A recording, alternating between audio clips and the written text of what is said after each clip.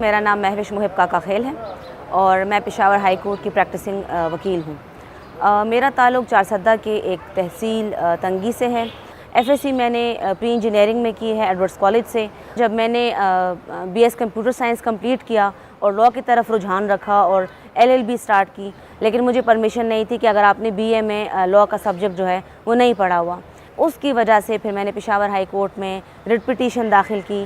दोस्त मोहम्मद साहब ने फ़ैसला दिया कि साइबर क्राइम से बड़ा और कौन सा लॉ का सब्जेक्ट हो सकता है, क्योंकि बीए में जो आप लॉ पढ़ते हो उससे ज़्यादा जो है वो साइबर क्राइम्स मुश्किल है और इसके ऊपर एक्सपर्ट्स भी नहीं हैं। उस फैसले से मुझे इजाज़त मिली एलएलबी के एडमिशन करने की।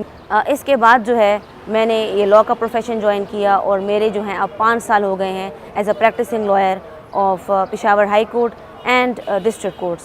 तो इस प्रोफेशन में आना, कंसिस्टेंसी शो करना और फिर इस प्रोफेशन में अपने आप को साबित करना बहुत मुश्किल काम है, क्योंकि सुबह आप कोर्ट्स आते हो, आपने इवनिंग में ऑफिस अटेंड करना होता है, आप 10 बजे 11 बजे तक काम करते हो, आपकी फैमिली लाइफ सफ़र होती है। जब तक आपकी फैमिली सपोर्टिव ना हो आप इस प्रोफेशन में एक्सेल नहीं कर सकते।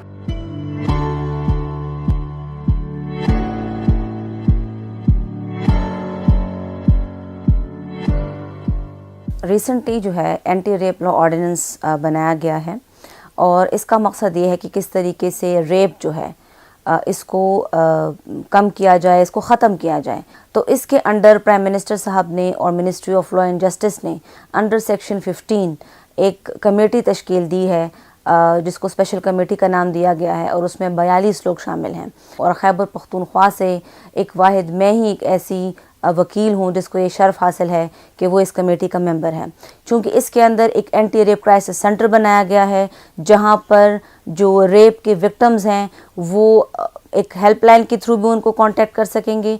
वहाँ पे वो अपना जो केस है वो रजिस्टर करवा सकती हैं, उनको मेडिको लीगल एग्जामिनेशन की फैसिलिटी होगी और इन्वेस्टिगेशन में भी उन्हें आसानी दी जाएगी। और इस ऑर्डिनेंस के थ्रू एक स्पेशल कोर्ट तश्कील दिया जाएगा जो सिर्फ़ और सिर्फ जो इसके अंदर शेड्यूल 1 और शेड्यूल 2 के अंदर जो ऑफेंसेस दिए गए हैं सिर्फ़ और सिर्फ वो उसी को एड्रेस करेंगे और उसी को डील करेंगे और बाकी केसेस जो हैं वो नहीं सुनेंगे।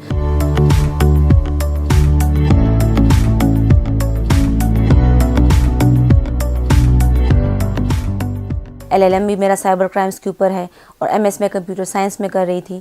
तो उससे मुझे ये रियलाइज़ हुआ कि डिजिटल कोर्स और कोर्स स्टार्ट होने चाहिए। मैंने मलिका बुखारी साहिबा जो पार्लियामेंट्री सेक्रेटरी हैं लॉ एंड जस्टिस की, उनको मैंने लेटर किया। वकार अहमद सेठ साहब को भी मैंने एक एप्लीकेशन दी, एक प्रपोज़ल सबमिट करवाया कि कोर्स जो हैं वो स्टार्ट होने चाहिए।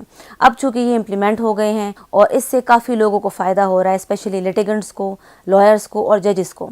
लॉयर्स दूर दराज के इलाकों से आया करते थे और अगर उनका पेशावर का लॉयर है, कराची में केस है, इस्लामाबाद में केस है, तो उनको ट्रैवल करना पड़ता था। अब जो है वो ट्रैवल उनको नहीं करना पड़ता।